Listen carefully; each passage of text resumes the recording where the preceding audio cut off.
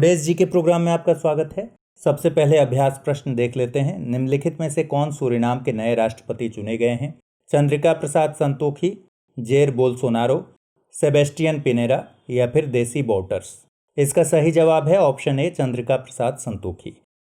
चंद्रिका प्रसाद संतोखी को सूरीनाम का नया राष्ट्रपति चुना गया है। संतोखी भारतीय मूल के हैं जिन्होंने सूरीनाम के तानाशाह देसी बोटर्स का स्थान लिया है। चंद्रिका प्रसाद संतोखी देश के न्याय मंत्री और पुलिस चीफ भी रह चुके हैं। सूरीनाम दक्षिण अमेरिका का एक देश है जिसकी राजधानी पेरामारिबो है। इसकी सीमा गुयाना, ब्राजील, फ्रेंच गुयाना और अटलांटिक महासागर से लगती है। तो इस प्रकार इस प्रश्न का सही उत्तर है ऑप्शन ए, चंद्रिका प्रसाद संतोखी। हमारे वीडियो अंग्रेजी में देखने के लिए फॉलो करें हमारा ही दूसरा यूट्यूब चैनल दृष्टि IAS इंग्लिश। आइए अब आज के सेशन का पहला सवाल लेते हैं।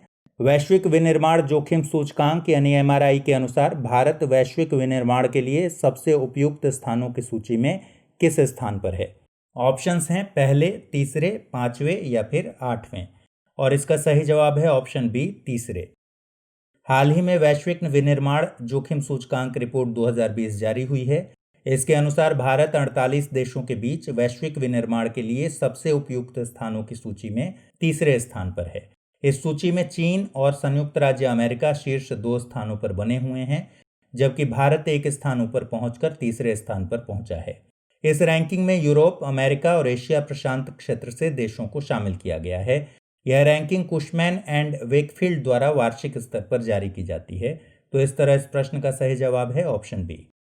दूसरा सवाल है, खादी और ग्रामोद्योग आयोग KYIC ने हाल ही में कहां चमड़ा कारीगरों के लिए अपनी तरह के पहले फुटवियर प्रशिक्षण केंद्र की शुरुआत की है?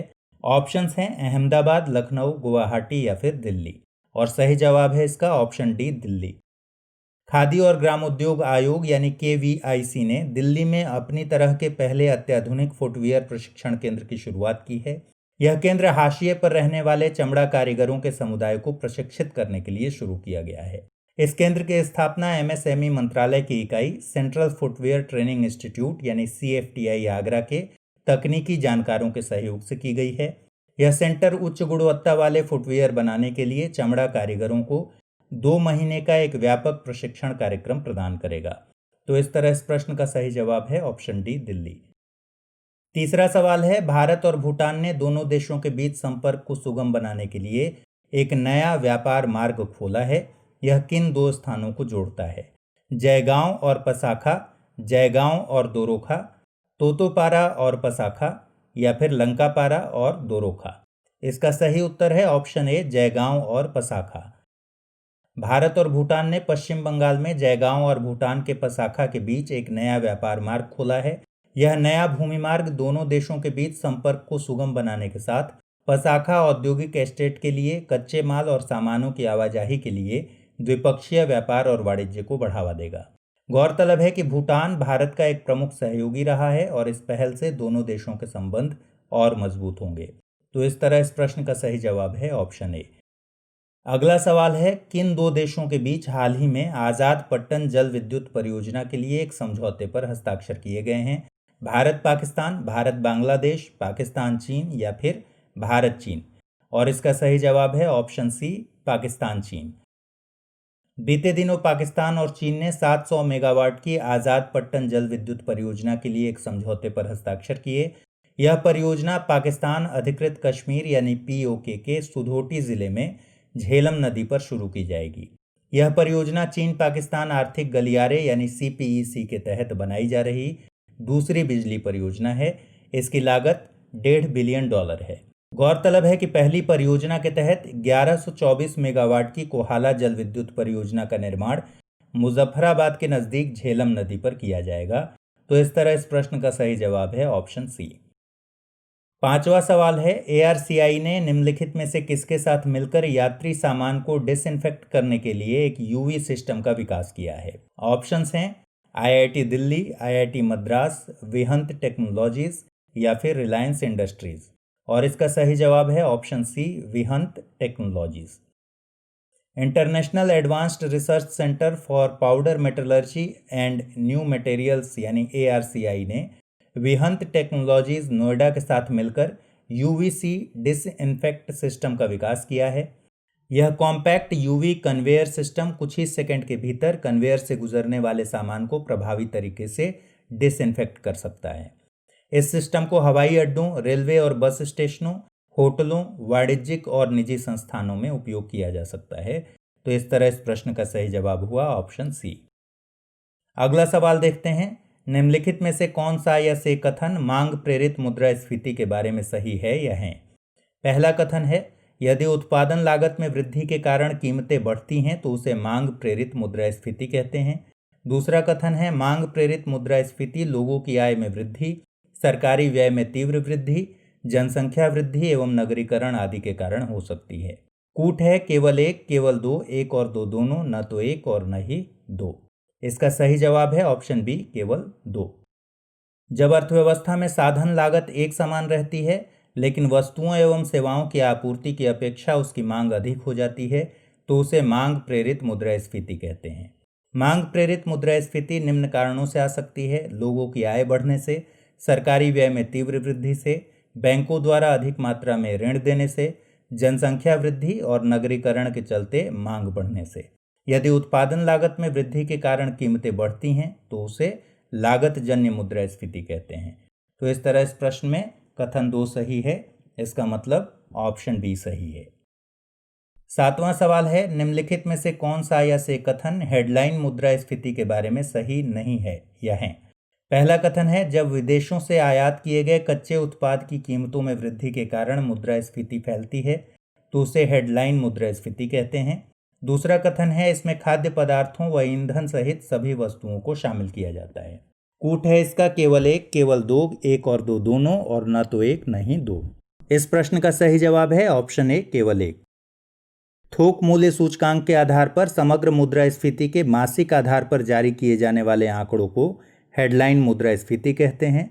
इसमें खाद्य पदार्थों व ईंधन सहित सभी वस्तुओं को शामिल किया जाता है। भारत सरकार द्वारा फरवरी 2015 से औपचारिक रूप से मुद्रास्फीति को लक्षित करने की नीति अपनाई जा रही है। रिजर्व बैंक अपनी मौद्रिक एवं साख नीतियों में इसे लक्षित करता है। जब विदेशों से आयात किए गए कच्चे उत्पाद की कीमतों में वृद्धि होती है तो उसे आयातित मुद्रास्फीति कहते हैं। तो इस तरह इस प्रश्न का सही जवाब है ऑप्शन ए, केवल एक। 8वां सवाल है, निम्नलिखित में से कौन सा या से कथन जीडीपी अपस्फीति कारक यानी जीडीपी डिफ्लेटर के बारे में सही है या है। पहला कथन है, इसमें किसी अर्थव्यवस्था के किसी वर्ष में उत्पादित सभी वस्तुओं तथा सेवाओं के मूल्यों में परिवर्तन को लिया जाता है। दूसरा कथन है, मौद्रिक जीडीपी में वृद्धि तथा वास्तविक जीडीपी की वृद्धि का अंतर ही जीडीपी की कीमत में वृद्धि है और इसे ही जीडीपी डिफ्लेटर कहते हैं। कूट है, केवल एक, केवल दो, एक और दो दोनों, न तो एक और न ही दो। इसका सही जवाब है ऑप्शन सी, एक और दो दोनों। यह मुद्रास्फीति मापने का सबसे उपयुक्त तरीका है क्योंकि इसमें किसी अर्थव्यवस्था के किसी वर्ष में उत्पादित सभी वस्तुओं तथा सेवाओं के मूल्यों में परिवर्तन को लिया जाता है। जब सकल घरेलू उत्पाद की गणना बाजार कीमतों यानी प्रचलित मूल्यों पर की जाती है तो इसे बाजार कीमत पर सकल घरेलू उत्पाद अर्थात मौद्रिक जीडीपी कहते हैं। जब सकल घरेलू उत्पाद की गणना आधार वर्ष के मूल्यों पर की जाती है तो इसे स्थिर मूल्यों पर जीडीपी अर्थात वास्तविक जीडीपी कहते हैं। मौद्रिक जीडीपी में वृद्धि तथा वास्तविक जीडीपी की वृद्धि का अंतर ही जीडीपी की कीमत में वृद्धि है और इसे ही जीडीपी डिफ्लेटर कहते हैं। तो इस तरह इस प्रश्न का सही जवाब है ऑप्शन सी। 9वां सवाल, निम्नलिखित में से कौन सा या से कथन प्रोजेक्ट सशक्त के बारे में सही है या है। पहला कथन है, इसके अंतर्गत 50 करोड़ रुपए तक की राशि के बैड लोन को SME रिजोल्यूशन अप्रोच के तहत लिया जाएगा। दूसरा कथन है, इसके तहत 50 करोड़ रुपए से 500 करोड़ रुपए तक के NPA खातों का निपटान करने के लिए लीड बैंक्स की महत्वपूर्ण भूमिका होगी। कूट है, केवल एक, केवल दो, एक और दो दोनों, और न तो एक न ही दो। सही उत्तर है इसका ऑप्शन सी, एक और दो दोनों। देश में सार्वजनिक क्षेत्र के बैंकों की गैर निष्पादनकारी परिसंपत्तियों और दबावग्रस्त परिसंपत्तियों की समस्या का समाधान करने के लिए सुनील मेहता की अध्यक्षता में एक समिति गठित की गई थी। इस समिति की रिपोर्ट के आधार पर एक समग्र नीति प्रोजेक्ट सशक्त बनाई गई। इसके अंतर्गत NPA की समस्या को हल करने के लिए कुछ महत्वपूर्ण बातें कही गई हैं, जिसमें है केस के अंतर्गत 50 करोड़ रुपए तक की राशि के बैड लोन को SME रिजोल्यूशन अप्रोच के तहत लिया जाएगा। इसे 90 दिनों के भीतर हल करने के लिए बैंक एक समिति का निर्माण करेगा। इसके तहत 50 करोड़ रुपए से 500 करोड़ रुपए तक के NPA खातों का निपटान करने के लिए लीड बैंक्स की महत्वपूर्ण भूमिका होगी। अगर लीड बैंक द्वारा इस मामले को 180 दिनों में नहीं निपटाया जाता है तो इसका समाधान नेशनल कंपनी लॉ ट्रिब्यूनल के तहत किया जाएगा। तो इस तरह इस प्रश्न का सही जवाब हुआ 1 और 2 दोनों। अगला सवाल है, निम्नलिखित में से कौन सा या से कथन गैर निष्पादनकारी परिसंपत्तियों के बारे में सही है या है। पहला कथन है, बैंक के वे ऋण जिनकी किस्त एवं ब्याज का भुगतान 90 दिनों तक नहीं हो पाता NPA कहलाते हैं। दूसरा कथन है, RBI ने गैर निष्पादनकारी परिसंपत्तियों के संबंध में ग्रेडेड प्रोविजनिंग प्रणाली यानी जोखिम के आधार पर श्रेणीकरण की व्यवस्था की है। ऑप्शंस हैं केवल 1, केवल 2, 1 और 2 दोनों, न तो 1 और न ही 2। और सही जवाब है इसका ऑप्शन सी 1 और 2 दोनों।